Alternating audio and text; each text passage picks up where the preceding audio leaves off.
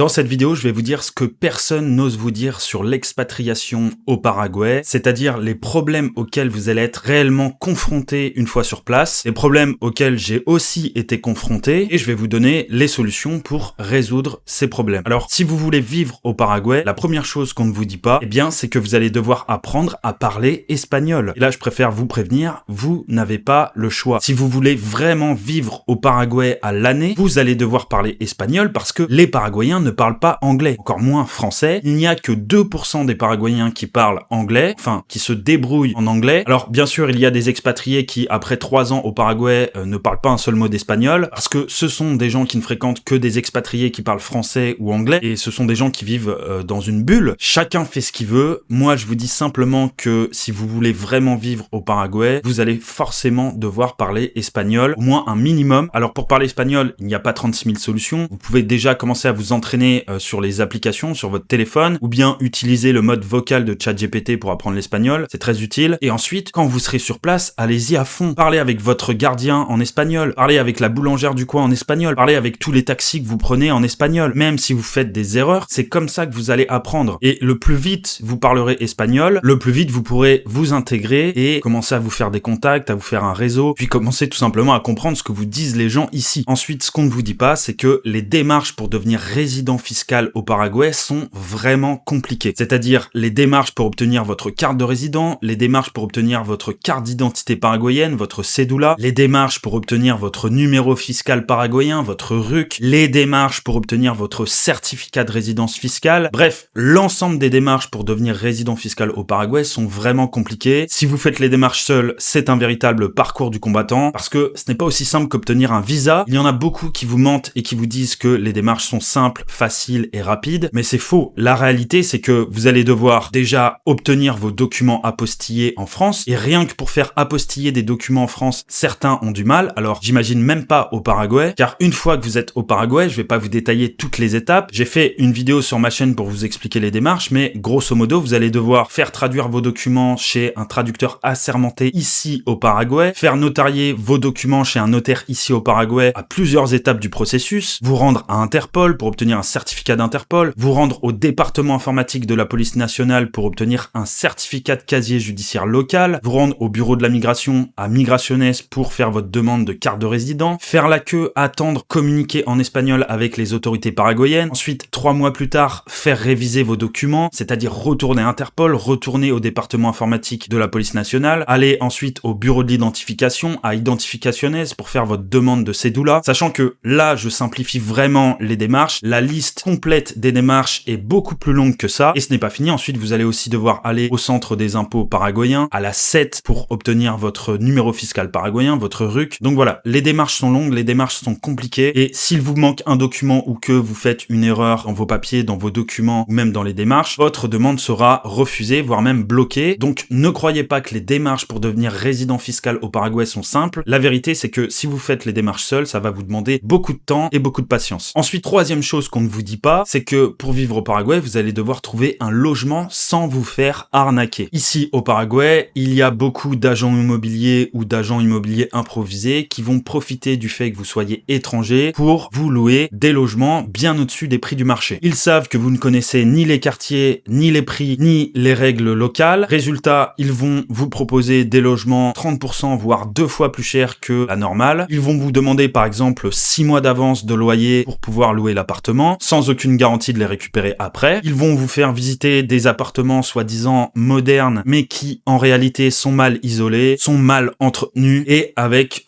des problèmes cachés. Donc faites très attention. Mon conseil, c'est de déjà, premièrement, toujours louer un appartement avec un prix affiché en guarani. Le guarani, c'est la monnaie locale, parce que si le prix est affiché en dollars, c'est-à-dire que l'annonce cible principalement les étrangers, et donc que dans 90% des cas, le prix est gonflé. Ensuite, avant de signer un contrat de logement, vérifiez bien l'état du logement, intérieur et extérieur. À l'intérieur, vérifiez que tout fonctionne bien, la climatisation, la douche, les plaques de cuisson, les équipements, la qualité du mobilier, etc. Bref, vous vérifiez bien tout. Vérifiez aussi que la rue n'est pas trop bruyante. Et à l'extérieur, bon ça c'est un conseil de base, mais vérifiez aussi qu'il n'y a pas un chantier situé juste à côté de votre logement. Sinon, ça va être l'enfer pour vous. Ça me permet d'enchaîner sur une chose qu'on ne vous dit pas sur le Paraguay et sur laquelle il y a énormément de mensonges, c'est c'est la qualité des logements. Ici, il y a beaucoup de logements qui sont construits à la va-vite, sans normes, avec des matériaux bas de gamme. Les finitions dans certains appartements sont bâclées. Dans certains appartements aussi, l'isolation est très mauvaise. Et il faut dire aussi, certains immeubles, certains édifices sont très mal entretenus. Certains immeubles qui ont 5 ans au Paraguay ont déjà pris un bon coup de vieux. Il y a beaucoup de maisons aussi, si vous voulez louer une maison, qui sont anciennes, mal entretenues, carrément mal construites. Rassurez-vous, il y a de très bons logements à louer au Paraguay ou même à acheter. Vous pouvez facilement louer un appartement dans un très bon quartier avec une piscine, une salle de gym, un gardien, un parking, etc. Avec des finitions qui sont ok, des matériaux qui sont ok, du mobilier qui est correct pour des prix qui vont commencer aux alentours des 300-400 euros par mois jusqu'à 700, 1000, 2000, 3000 euros par mois pour les appartements. Et pareil pour les maisons, rassurez-vous, vous pouvez très bien louer des maisons modernes avec piscine privée dans le jardin, avec un garage et avec plusieurs chambres dans des quartiers résidentiels sécurisés ou même dans des quartiers du centre-ville avec des prix allant de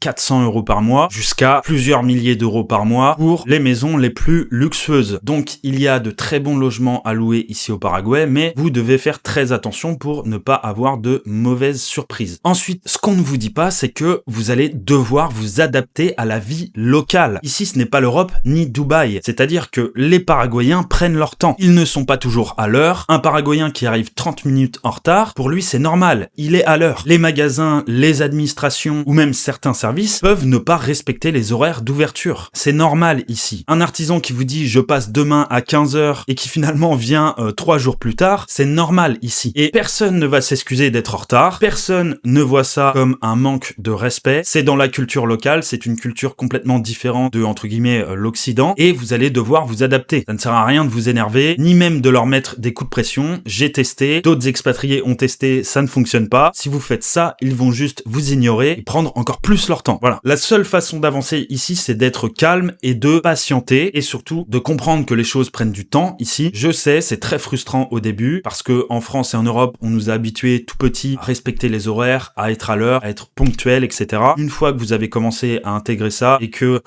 vous avez commencé à vous détendre, franchement, vous le vivez beaucoup mieux, même si de temps en temps, ça reste quand même compliqué. Ensuite, une chose qu'on ne vous dit pas, c'est qu'ici, pour pouvoir ouvrir un compte bancaire et obtenir une carte de crédit dans une banque traditionnelle, il y a quelques conditions. Ce n'est pas aussi facile que l'on veut vous faire croire. Dans la plupart des banques ici au Paraguay, vous allez devoir présenter plusieurs choses pour pouvoir ouvrir un compte et obtenir une carte de crédit. Vous allez devoir présenter votre carte d'identité paraguayenne, votre cédula, un justificatif de domicile qui prouve que vous vivez bien au Paraguay, des preuves de revenus, c'est-à-dire des relevés bancaires d'une autre banque, votre numéro fiscal paraguayen, votre RUC. Parfois, certaines banques vont aussi vous demander votre certificat de résidence fiscale. Vous allez aussi parfois devoir présenter vos documents apostillés et remplir des formulaires en espagnol. Donc, rassurez-vous, c'est possible. Il y a juste quelques conditions pour pouvoir ouvrir des comptes ici. Nous, chez Destination Paraguay, avec mes partenaires paraguayens, on vous accompagne de A à Z pour obtenir votre résidence fiscale, mais on vous accompagne aussi, si vous le souhaitez, à ouvrir des comptes bancaires ici au Paraguay grâce à notre réseau et grâce à nos contacts. Et l'avantage, c'est que une fois que vous avez une carte de crédit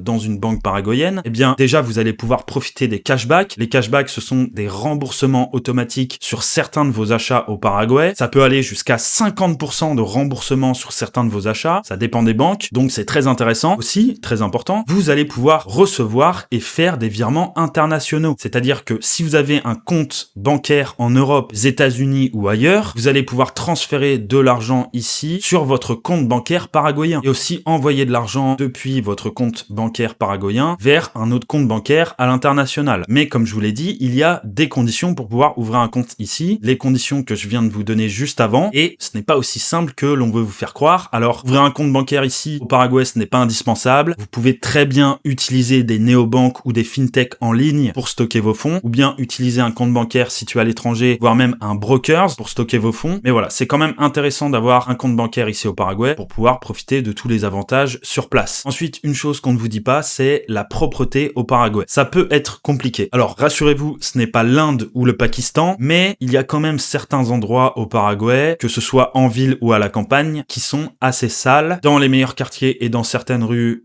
c'est propre. Les rues sont bien entretenues. Il n'y a pas de déchets par terre. Les trottoirs sont propres et l'entrée des immeubles aussi. Il y a aussi beaucoup de parcs qui sont très propres et la plupart des lieux touristiques aussi sont propres. Mais dans certains endroits, il y a des poubelles qui traînent, des déchets déchets sur le bord de la route, des dépôts sauvages. Bref, il y a vraiment des zones et des endroits à éviter qui sont sales. Donc ça, c'est un point que personne ne mentionne. Heureusement, la plupart des zones où vivent les expatriés sont relativement propres et bien entretenues. Et vous pouvez très bien vivre dans un endroit qui est propre au Paraguay. Vous devez juste bien choisir la zone. Je vais terminer avec un dernier point, c'est la chaleur. Alors ici, en été, il fait très très chaud. L'été, le Paraguay est l'un des pays les plus chauds d'Amérique du Sud. C'est-à-dire que de novembre à mars, il fait souvent plus de 35 degrés. Ça monte régulièrement au-dessus des 40 degrés. Et parfois, il peut même faire 35-40 degrés pendant des semaines sans une goutte de pluie. Donc l'été, il fait très chaud et il faut vraiment aimer la chaleur parce que ici, ça cogne. Il y en a beaucoup qui ne sont pas à l'aise avec la chaleur et je vous comprends. Ce que je vous conseille, c'est de déjà prendre un logement avec une climatisation. C'est indispensable. Et ensuite, d'éviter, comme en Espagne, de sortir entre midi et 17h. Et même si vous le voulez, de prendre des taxis ou des Bolt qui sont climatisés. Heureusement, l'été, la plupart des lieux sont climatisés. Donc, vous pouvez quand même vous mettre au frais quand ça cogne dehors. Mis à part ça, le reste de l'année, de mai à septembre, c'est très agréable. Les températures sont beaucoup plus douces, entre 20 et 30 degrés. Mais voilà, vous devez savoir que l'été, il fait très très chaud ici et que c'est une chose à prendre en compte. Voilà, il y a sûrement plein d'autres points que j'ai oublié de mentionner. S'il y en a qui me reviennent en tête, je vous referai d'autres vidéos. Si vous avez des questions ou que vous pensez que j'ai oublié certaines choses, mettez-les moi en commentaire. Abonnez-vous pour ne pas louper les prochaines vidéos. Et moi, je vous dis à très vite pour d'autres vidéos sur le Paraguay. Hasta luego!